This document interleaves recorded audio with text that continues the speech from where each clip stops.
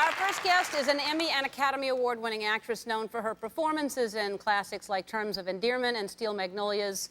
She also has just written her 10th book called Out on a Leash. Please welcome Shirley MacLaine.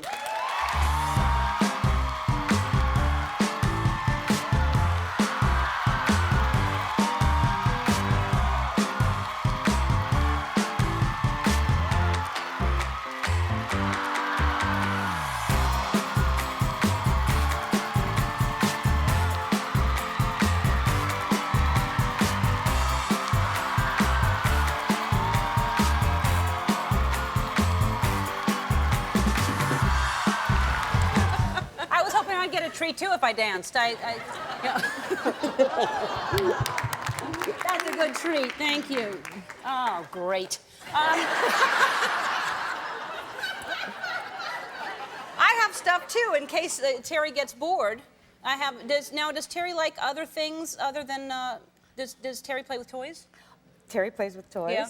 But not while she's eating. No, that's more important. So we can throw this in a minute, and she'll go after it. We have several things. So. Yeah, I noticed. Now let's tell people why Terry is here and about your book. Okay. Or try to anyway. You had Lucy. Yes. Terry was telling me backstage. She channeled to me that she arranged for the new home for Lucy. People think I mean it. Yeah. Whoa. Come up here, babe.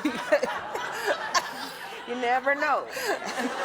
Well, that's right. Anyway. Hi, Terry. Oh, come on up. Hi, sweetheart. Hi. Hello. But you know what it's like to have some... It's not me after all. Look, it's That's the whole true. bowl of... Come here, babe. Yeah. Okay. So she's kind of on a diet, but not today.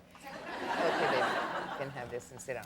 So when you really love some animal, you know what it's like, Ellen. You have it with cats, and that's a whole different energy than dogs, of course. But, right. But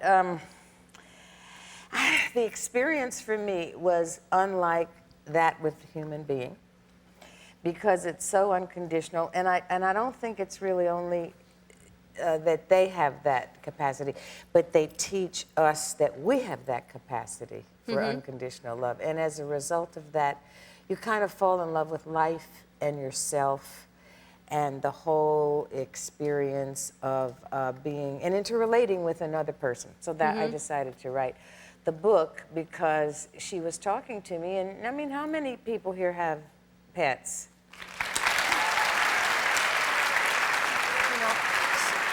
So you get to feel that you can hear them.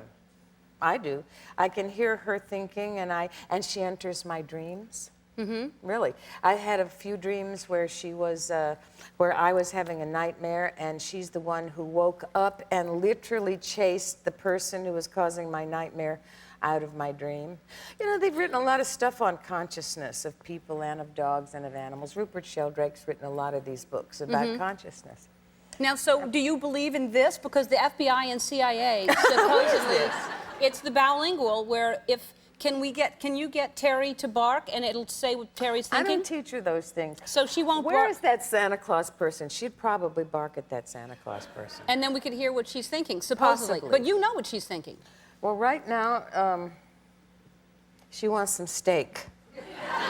No, you're reading my mind. That's me. I'm sorry. This is her first show. She's never been on. Really? She's never seen this many people together. Well, she's very calm. It's amazing. I don't know where the Santa Claus person is. Probably back with a reindeer somewhere. Right. Oh, she saw the reindeer, but she knew that was an animal. Really? I think she was afraid of Billy Bob Thornton, basically. Yeah. She saw Bad Santa. She saw the movie. Isn't it funny? Yeah, I didn't see it. Oh, it is hysterical. Is it? It's so grossly awful and wonderful. Yeah.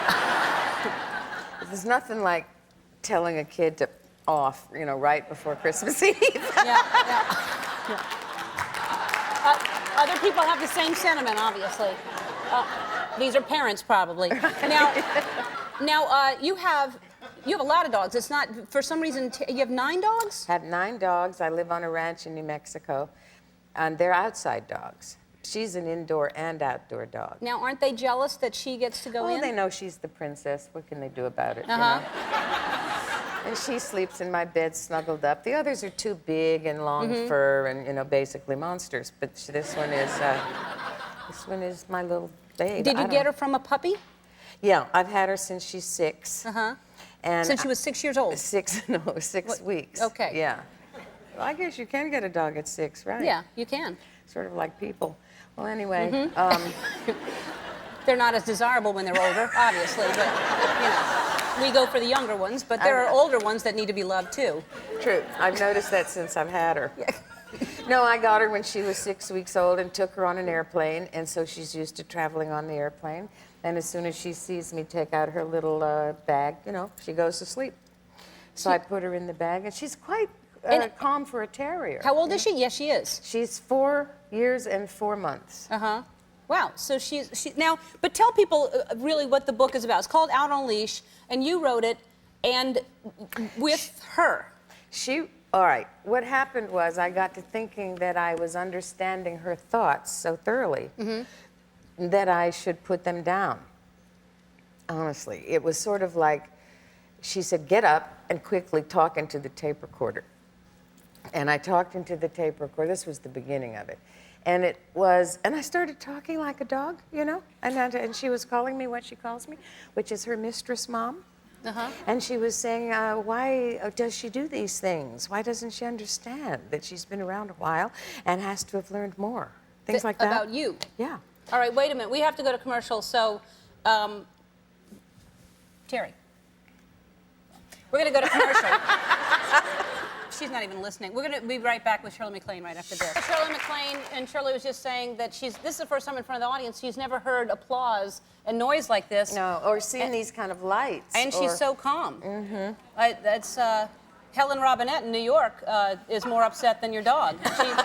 We have a woman that wrote in saying the noise is too much every once in a while, and she wants to just try to stop it. So, the noise here? Yeah, yeah. So we're trying to help because I want Helen to enjoy the show, but it's too loud for her sometimes. And look at Helen. Look at the dog.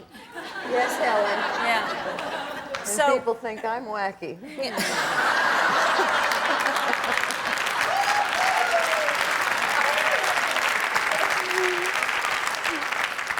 All right, so tell people that would think that you're wacky about this book and that you were hearing, you're understanding what your dog's talking about. It's kind of like a feeling concept. You know, when you feel deep love, then it's up to you to translate it if you want to tell somebody about it. So I kind of called that emotional feeling humanimo. And then I began to think, I really should put this down in English. And the more I pursued it, the more I felt that she was communicating. Because our pets communicate with us in maybe a whole different way than we do. And maybe more intelligent, actually. Yeah. Because they're not in a judgmental modality like we are with each other. And she's not in a place where she thinks, oh, Lord, what did I do in the past and what do I have to agonize about in the future, like we are. Right. And I thought that's valuable to put down because that's what she was beginning to show me, really. And so I spent this last year, I didn't work. And you know what's interesting, Ellen? I kind of surrendered because women my age have a hard time finding parts. And as I went into this surrender mode, more or less motivated by her, there are 4 pictures I'm going to do this year. That's great. And I think so nobody can tell me that this doesn't. Yeah, they're saying, you know, I mean, there is medical research saying that they lower animals lower your blood pressure, they calm us down, they do live in the moment, and we could learn a lot from them, that they don't hold on to stuff, and they're just happy, and they don't care if you have money, if you don't have money, they just love you for who you are. I take her sometimes to a really cantankerous, I think, business meeting, and this big producer is sitting there saying, well, we have to cut $5 million out of this thing, which it would really be wonderful if we had the 5, and she'll jump up on his lap. She knows just who to do that with, because I take her everywhere. And she jumps up on his lap, and he doesn't know what to do. And then she nips his nose a little and licks his cheek and gives him a kiss, and pretty soon we got the $5 million. Wow. It brings out the child. You know, you've got pets, but it brought out the child in me to want to not worry about what people would think of me, and I just wrote it down. Well, I love that you did it, and it's. I was just saying during the commercial, we have a picture of you with Dean Martin and Frank Sinatra. You go from the Rat Pack to having a rat terrier. Look at that, and it's a great picture. That picture. And you're just, you know, you're an amazing actress. I'm glad that you should be working, and I'm glad you have 4 films that are coming coming along. And Out on a Leash is in bookstores right now. Everybody in the audience is getting a copy, and.